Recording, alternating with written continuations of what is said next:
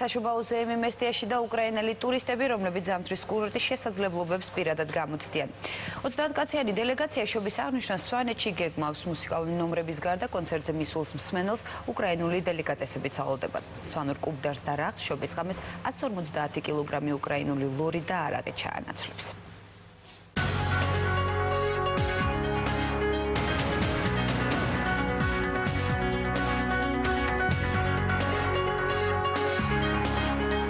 განახლებულ მესტიაში უკრაინელი სტუმრების დასახვედრად უკვე ყველაფერი მზადაა. ჯადოსნური საშობაო ზეიმით ზამთრის სეზონს სათხილამურო კურორტზე უკრაინელები გახსნიან. 30-ზე მეტი სტუმარი კიევიდან სავარაუდოდ კვირის ბოლოს ჩამოვა.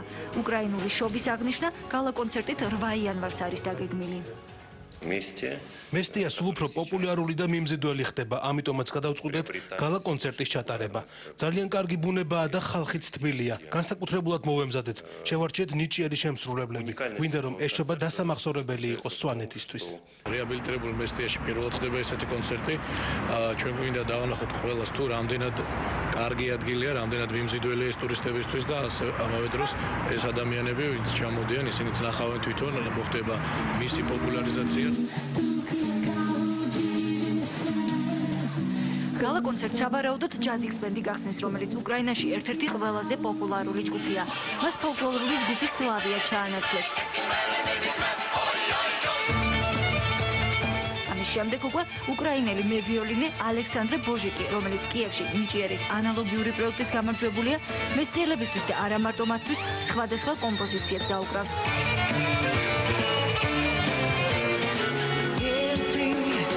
საკუთარი პროგრამა აქვს უკრაინული ესტრადის ვარსკვლავებს, მილანიტიჩს და გოდოს.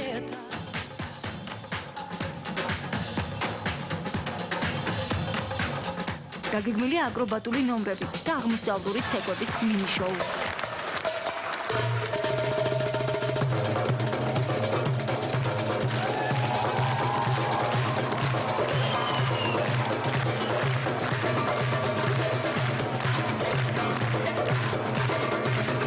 პირველად მივდივარ საერთოდ მესტიაში.